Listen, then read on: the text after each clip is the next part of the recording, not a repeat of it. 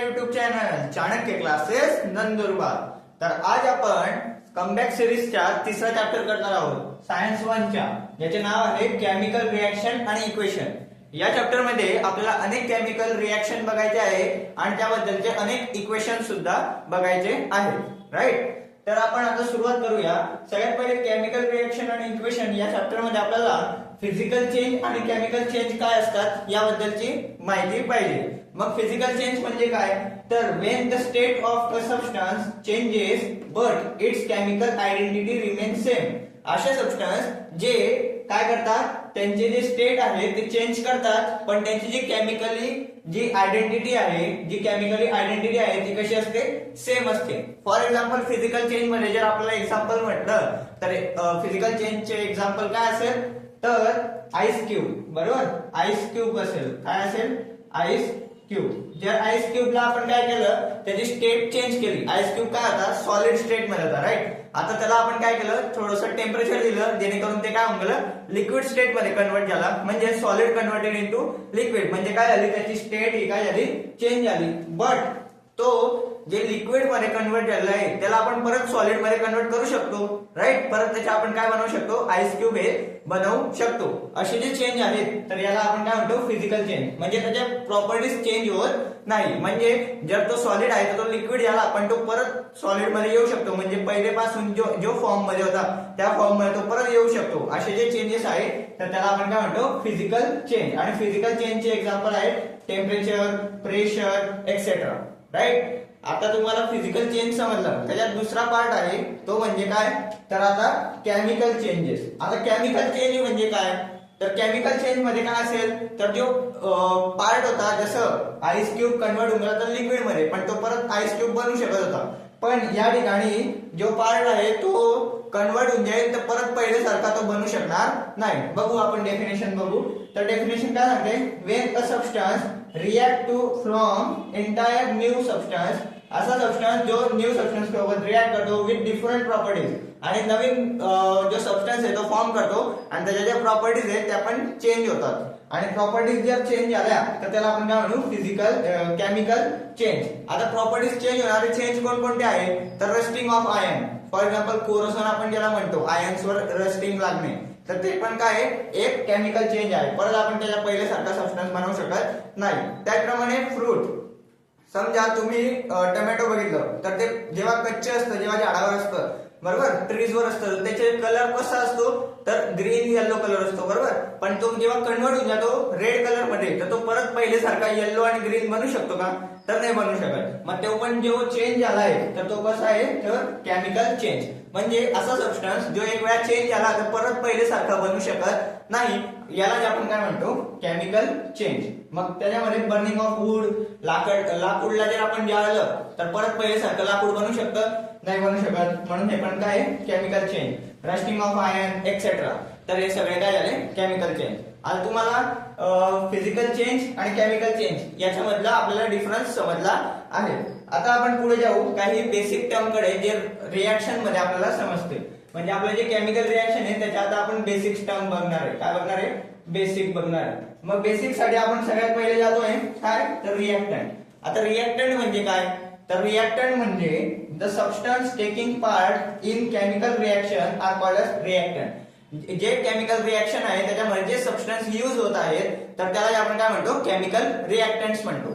For example दोन सबस्टन्सचे reaction होत आहे, बरोबर, ए आणि बी, तर यांचे काय होते, रिएक्शन होते, तर याला आपण काय म्हणू, ए आणि बी ला आपण काय म्हणू, काय म्हणायचं, रिएक्टंट। काय म्हणणार, रिएक्टंट, दे आर रिएक्टंट। म्हणजे दोन सबस्टन्सचा तिकडे केमिकल चेंज होतोय, काहीतरी चेंजेस होत आहेत त्याच्यामध्ये, तर त्याला आपण काय म्हणणार, ए आणि बी काय असेल, मग इकडे रिएक्टंट। म्हणजे दोन जे सबस्टन्स आहेत त्यांच्यामध्ये काहीतरी चेंजेस होत आहेत, या दोघांना ऍड करून, तर त्याला आपण काय म्हणू, रिएक्टंट असं म्हणणार आहे, बरोबर। मग त्यानंतरचे जे नेक्स्ट आहे ते म्हणजे काय, प्रोडक्ट। नेक्स्ट टॉपिक काय, प्रोडक्ट। आता रिएक्टंट समजला म्हणजे काय, रिएक्टंट म्हणजे काय, तर दोन सबस्टन्सचं ऍडिशन होणं, कुठे, केमिकल रिएक्शन मध्ये। केमिकल रिएक्शन मध्ये दोन पार्ट्सचं ऍडिशन होणं त्याला आपण काय म्हणतो, रिएक्टंट, बरोबर। मग प्रोडक्ट म्हणजे काय, the substance formed as a result of a chemical reaction. ही जी केमिकल रिएक्शन झाली याच्यामधून जो सबस्टन्स फॉर्म होईल, कोणता सबस्टन्स फॉर्म होईल, इकडे ए बी या प्रकारचा काय होईल सबस्टन्स फॉर्म होईल. हा जो सबस्टन्स फॉर्म याला आपण काय म्हणतो प्रोडक्ट म्हणतो. काय म्हणतो प्रोडक्ट. म्हणजे ए बी जो फॉर्म झालेला आहे त्याला आपण काय म्हणू प्रोडक्ट. काय म्हणायचं प्रोडक्ट. आणि ए आणि बी हे दोघांचे काय झालं तर रिएक्शन झाली होती म्हणून याला काय म्हटलं आपण रिएक्टंट म्हटलं. काय म्हटलं रिएक्टंट. एक्झाम्पल घेऊ आपण. एक्झाम्पल मध्ये आपण घेतलं for example hydrogen plus oxygen काय बनवेल आपल्याकडे काय भेटेल H2O वॉटर मॉलिक्यूल. बरोबर. म्हणजे हायड्रोजन आणि ऑक्सिजन हे दोघं काय झाले रिएक्टंट झाले. काय झाले रिएक्टंट झाले. आणि H2O जो वॉटर मॉलिक्यूल आपल्याला भेटला काय भेटला वॉटर मॉलिक्यूल तर ते काय झालं आपलं प्रोडक्ट. काय झालं प्रोडक्ट झालं. बरोबर. म्हणजे आपल्याला ज्या ठिकाणी त्याचे रिएक्शन होते त्याला रिएक्टंट जे आपल्याला फॉर्म झालेलं आहे रिएक्शन मधून तर त्याला आपण म्हणतो प्रोडक्ट. राईट. एवढं आपल्याला आता समजलं असेल. त्यानंतर जे इक्वेशन आहे त्याला आपण रिप्रेझेंट करू शकतो कशा प्रकारे तर सगळ्यात आधी आहे वर्ड इक्वेशन. आता वर्ड इक्वेशन म्हणजे काय तर त्याला वर्ड्सच्या फॉर्म मध्ये लिहिणं. जे इक्वेशन आपण बनवलं जे आपण फॉर्म केलं आहे जे केमिकल इक्वेशन बनलेलं आहे तर त्याला आपण काय करणार आता एका वर्ड्सच्या फॉर्म मध्ये लिहिणं. त्याला आपण काय म्हणतो वर्ड्स इक्वेशन. काय म्हणणार वर्ड्स इक्वेशन. मग ते कशा प्रकारे तर representation of chemical changes in word. आता जे केमिकल चेंजेस होत आहेत ए आणि बी चे तर त्याला आपण काय करायचं वर्ड्स मध्ये लिहायचं. म्हणजे कोणकोणते केमिकल्स तिकडे युज झाले कोणकोणते ऑब्जेक्ट तिकडे युज झाले आणि त्याच्यामधून त्यांचे वर्ड्स लिहायचे आणि ती रिएक्शन आपल्याला कम्प्लिटली दाखवायची आहे. याला आपण काय म्हणणार वर्ड इक्वेशन. बरोबर. एक्झाम्पल म्हणून सांगतो कार्बन म्हणजे सी कार्बन प्लस ऑक्सिजन काय भेटते आपल्याला कार्बन डायऑक्साइड. पण हा जो फॉर्म्युला आहे हा न लिहिता आपल्याला काय लिहायचंय फक्त वर्ड्स मध्ये लिहायचे. काय लिहायचे वर्ड्स मध्ये. मग ही जी रिएक्शन आहे त्याला आपल्याला वर्ड्स मध्ये लिहिलेली दाखवलेली आहे. कार्बन प्लस ऑक्सिजन इज आपल्याला काय भेटतो प्रोडक्ट कार्बन डायऑक्साइड. अशा प्रकारचे आपल्याला प्रोडक्ट भेटतो. हे जेव्हा आपण वर्ड्स मध्ये लिहू कशामध्ये लिहू वर्ड्स मध्ये अशा प्रकारे तर त्याला आपण काय म्हणायचं words equation. Right. Words equation समजलं. आता नेक्स्ट पार्ट आहे वर्ड्स इक्वेशनला आपल्याला आता काय करायचं आहे सिम्पलेस्ट फॉर्म मध्ये लिहायचे. आता एवढे मोठे मोठे स्पेलिंग्स आपण लिहिणार आहे प्रत्येक रिएक्शन मध्ये लिहायचे का तर नाही. आता आपण काय करणार त्याला सिम्पलेस्ट फॉर्म मध्ये लिहिणार. जशा प्रकारे मी तुम्हाला पहिले दाखवलं कार्बनला सी म्हणतो आपण आणि ऑक्सिजनला काय लिहितो O2. आपल्याला काय भेटलं CO2 कार्बन डायऑक्साइड. या प्रकारे आपण त्याला काय करतो सिम्पलेस्ट फॉर्म म्हणजे फॉर्म्युला बेसवर त्याला आपण लिहत असतो आणि त्याच फॉर्म्युला बेसवरूनच आपण त्याला इक्वेशन मध्ये जेव्हा लिहितो तर त्याला आपण काय म्हणू chemical equations in the formula मध्ये. बघा representation of chemical equation in simplest form. कशाच्या फॉर्म मध्ये सिम्पलेस्ट फॉर्म मध्ये जसं फॉर्म्युलाच्या बेस मध्ये त्याला आपण म्हणतो केमिकल इक्वेशन. मग कशा प्रकारे तर इकडे मी दाखवून दिलं आहे carbon plus oxygen is carbon dioxide. त्याचप्रमाणे अजून मी दाखवू शकतो हायड्रोजन प्लस क्लोरीन. बरोबर. काय भेटेल हायड्रोजन प्लस क्लोरीन काय भेटेल ऍसिड भेटेल आपल्याला. बरोबर HCl. बरोबर hydrochloric acid.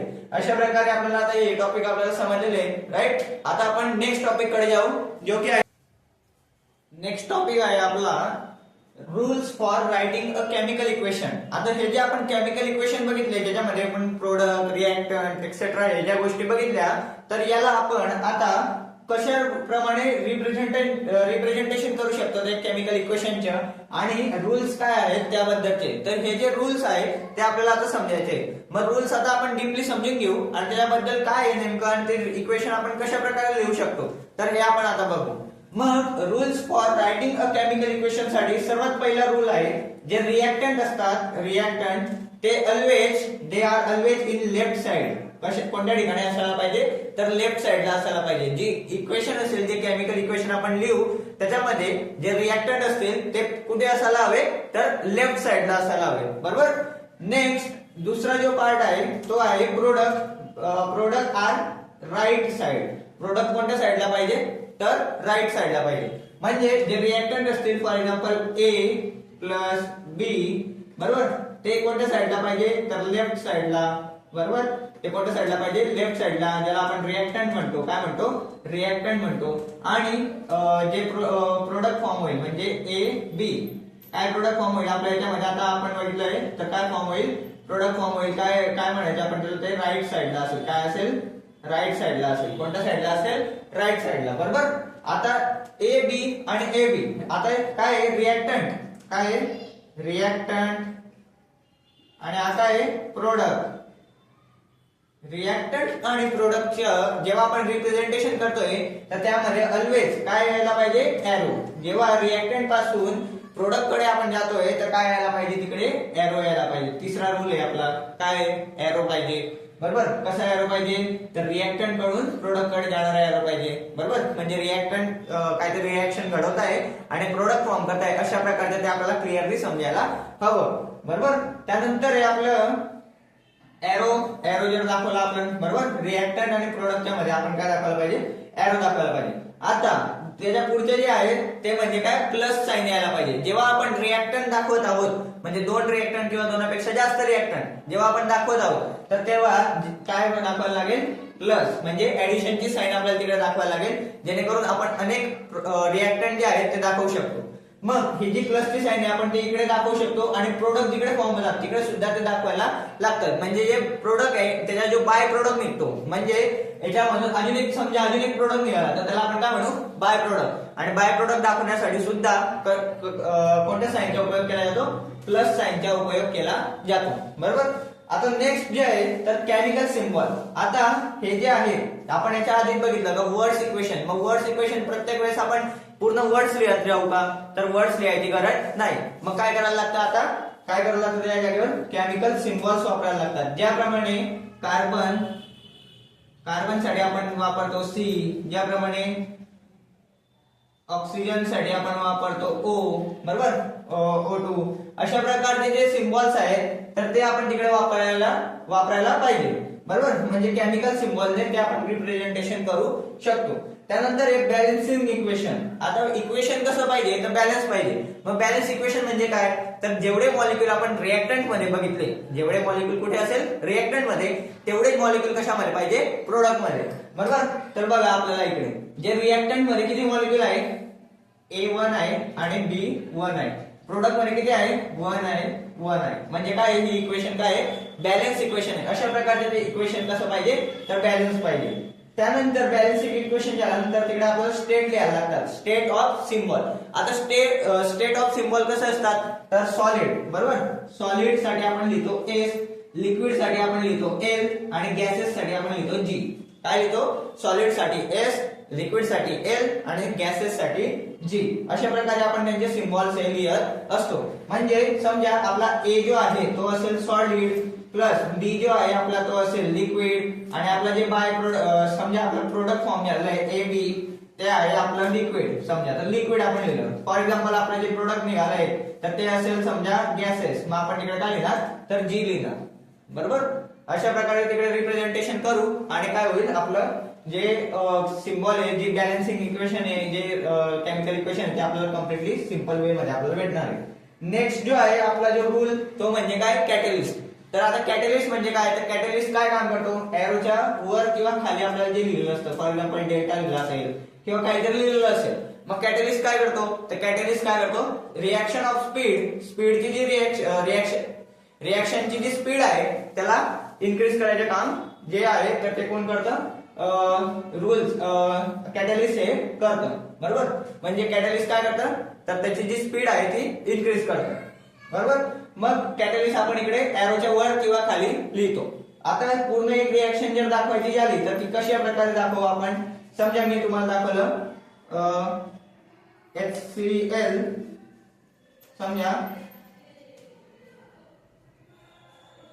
H2SO4 plus NaCl, अशा प्रकारची मी जर एक इक्वेशन दाखवली. बरोबर, आता H2SO4 काय असतं, H2SO4 काय असतं, तर ऍसिड असतं. मग ते कशाच्या फॉर्म मध्ये, लिक्विडच्या फॉर्म मध्ये, सॉलिडच्या फॉर्म मध्ये असतं NaCl, म्हणून ते सॉलिडच्या फॉर्म मध्ये आपण अशा प्रकारे लिहायचं. प्लस तिकडे साइन द्यायची, एरो आपल्याला द्यायला लागेल. बरोबर, आता एरो दिल्यानंतर जे आपल्याला हे काय झालं, तर हे काय रिएक्टंट आहे, काय आहे रिएक्टंट. बरोबर, आता या साईडला जे काय आपल्याला भेटेल तर ते काय असतील, प्रोडक्ट. काय असतील, प्रोडक्ट आपल्याला भेटतील.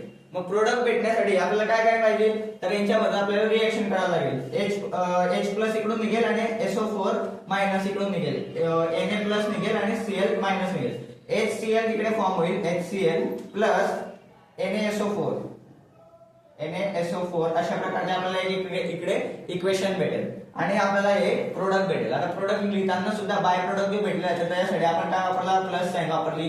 समजा मी इकडे हीट वापरली असेल कॅटलिस्ट साठी, म्हणजे लवकर स्पीड मध्ये जर ती रिएक्शन घडवायची तर तिकडे आपण कॅटलिस्ट वापरला. अशा प्रकारचे बॅलन्स इक्वेशन जर आपण बघितलं तर इकडे किती हायड्रोजन आहे, इकडे 2 हायड्रोजन आहे, मग इकडे आपण काय करायचं 2 मल्टिप्लाय करायचे, मग इकडे क्लोरीन किती झाले 2, मग इकडे सुद्धा आपल्याला हे करायचं. अशा प्रकारचे आपल्याला रूल्स वापरून ते रिएक्शन जी असेल तर ती आपल्याला कंप्लीट करायला लागेल. म्हणजे हे जे रूल्स आहेत तर ते कशासाठी आहेत, तर हे जे इक्वेशन आपण बघितले केमिकल इक्वेशन, तर याच्यासाठीच हे रूल असतात.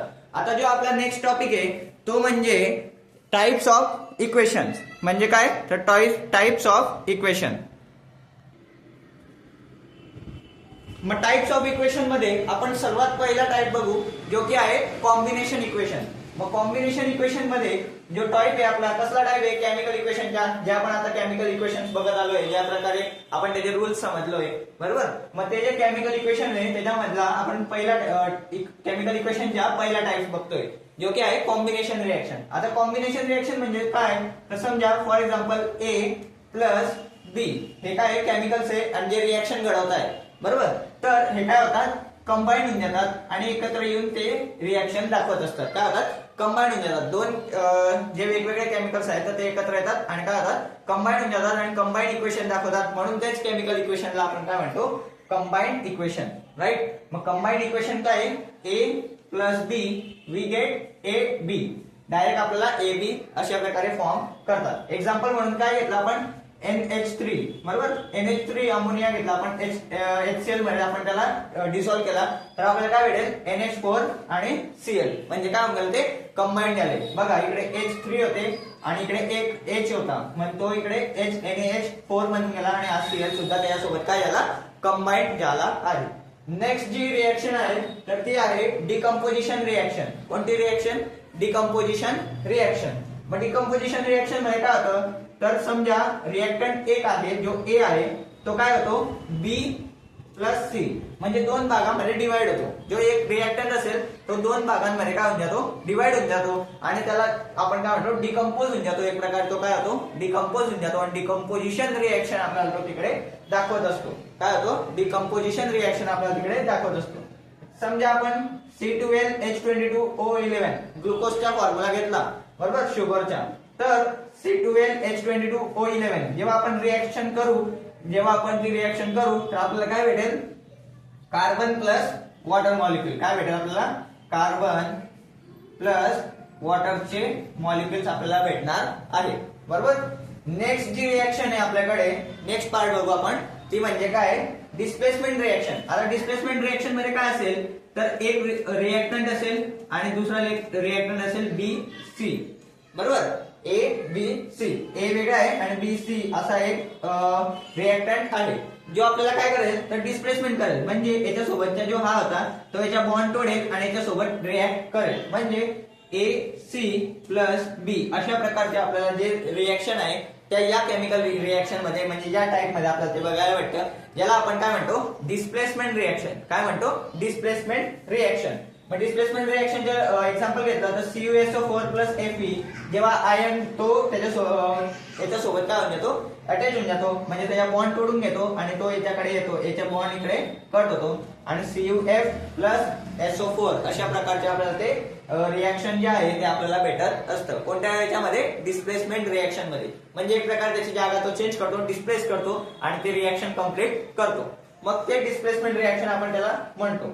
नेक्स्ट जो टॉपिक आहे तो म्हणजे काय आहे, तर डबल डिस्प्लेसमेंट. काय, डबल डिस्प्लेसमेंट म्हणजे आता काय असेल, तर A B plus C D अशा प्रकारचे काय रिएक्टंट आहे. काय रिएक्टंट आहे, तर याच्यामध्ये काय होईल, हा जो बी असेल तो याच्या सी कडे जॉईन होईल आणि हा जो डी असेल तो याच्या ए कडे जॉईन होईल आणि आपल्याला काय भेटेल, एडी प्लस बी सी अशा प्रकारचे रिएक्शन आपल्याला बघायला भेटेल. म्हणजे दोन डिस्प्लेसमेंट रिएक्शन तिकडे घडतील. ज्या प्रकारे आपण आता डिस्प्लेसमेंट रिएक्शन बघितली तर त्याच्यामध्ये काय होईल, दोन डिस्प्लेसमेंट रिएक्शन घडतील आणि त्याला आपण काय म्हणू, डबल डिस्प्लेसमेंट रिएक्शन. मग डबल डिस्प्लेसमेंट रिएक्शन मध्ये आपण एक एक्झाम्पल बघू, ते म्हणजे काय, NaCl प्लस H2SO4. मग Na, बरोबर, हा होता A, तर हा काय होता D, SO4, बरोबर, प्लस H2 HCl अशा प्रकारे ते आपल्याला भेटणार आहे. अशा प्रकारे आपल्याला ती रिएक्शन भेटणार आहे. हे जे बघितलं आपण ते केमिकल इक्वेशनचे जे टाइप्स होते, 4 टाइप कोणकोणते? कॉम्बिनेशन, डिकम्पोजिशन, त्यानंतर डिस्प्लेसमेंट आणि डबल डिस्प्लेसमेंट इक्वेशन हे आता आपले संपले आहे. नेक्स्ट टॉपिक कडे आपण जाऊ, जो की आहे आपला लास्ट टॉपिक या चॅप्टरचा. सिंपल चॅप्टर आहे, कमी मार्क्स साठी आणि एकदम सिंपल चॅप्टर आहे. मग त्याच्या आता आपल्याकडे शेवटचा टॉपिक आहे, जो की पेपरामध्ये पण येऊ शकतो. हे सुद्धा रिएक्शन अनेक वेळा पेपरामध्ये विचारले गेले. यांच्या डेफिनेशन्स वगैरे आपण पुस्तकातून बघून घेऊ आणि इकडे फक्त आपण त्याचे रिएक्शन्स वगैरे एक्झाम्पल वगैरे समजून घेऊ. त्यानंतर आपण आता लास्ट टॉपिक कडे जातो या चॅप्टरच्या, फॅक्टर अफेक्टिंग केमिकल इक्वेशन. म्हणजे हे जे केमिकल इक्वेशन बघितले आपण, याच्यावर अनेक फॅक्टर काय करतात? अफेक्ट करत असतात, त्याला कमी करायचे काम करत असतात, किंवा ते ती जी इक्वेशन आहे ते कम्प्लीट करायचं, ती जी रिएक्शन आहे ती कम्प्लीट करू देत नाही. असे अनेक फॅक्टर आहेत. तर ते फॅक्टर कोणकोणते? तर नेचर ऑफ रिएक्टंट. जे रिएक्टंट आहे त्याचं नेचर कसं आहे, तो रिएक्टंट घडवतोय का, तो कशा प्रकारे रिएक्टंट घडवू शकतो, किती वेळ लागेल, त्याची टाइम पिरियड काय, टाइम किती आहे, तर त्याच्यानुसार आपण काय करतो, तो इक्वेशनवर काय करतो, अफेक्ट करत असतो. आणि म्हणून त्याला आपण काय म्हणतो? Factor affecting chemical equation. कोणतं? Nature of reactant. नेक्स्ट आहे साईज ऑफ पार्टिकल. आता रिएक्टंटची जी साईज आहे, तिची साईज कशी आहे, लहान आहे, जास्त आहे, मोठी आहे वगैरे, ते डिझॉल्व्ह होईल का, नाही होणार, एक्सेट्रा, या सगळ्या गोष्टी सुद्धा ते काय करतात? अफेक्ट करतात केमिकल इक्वेशन्सला. त्यानंतर आहे कॉन्सन्ट्रेशन ऑफ रिएक्शन. आता कॉन्सन्ट्रेशन म्हणजे काय, ते किती प्युअर आहे किंवा किती डायल्यूट आहे, अशा प्रकारचे ते कॉन्सन्ट्रेशन आहे. म्हणजे लिक्विड फॉर्म मध्ये जर असेल तर त्याच्यानुसार त्याचे कॉन्सन्ट्रेशन सुद्धा काय करतं? अफेक्ट करत असतं केमिकल इक्वेशन्सला. त्यानंतर टेम्परेचर. त्या ठिकाणी टेम्परेचर काय आहे, रूम टेम्परेचर कसं आहे, काय एक्सेट्रा, ते टेम्परेचर सुद्धा काय करतं? अफेक्ट करतं. आणि लास्ट आहे कॅटलिस्ट. कॅटलिस्ट कोणता उपयोग केलेला आहे किंवा मग त्याची स्पीड कशी आहे, काय आहे, याच्यावरून सुद्धा काय होईल, तर ते सुद्धा काय होईल? अफेक्ट करेल. बरोबर. तर या प्रकारे आपण तिसरा चॅप्टर हा कम्प्लीट केलेला आहे. या प्रकारे आपण आता तिसरा चॅप्टर हा कम्प्लीट केलेला आहे. आय होप तुम्हाला ही व्हिडिओ आवडली असेल. जर ही व्हिडिओ आवडली असेल तर लाईक करा, सबस्क्राईब करा आणि आम्हाला असाच सपोर्ट करत राहा. Sanipata, I just rap, rock, timiralo, kasama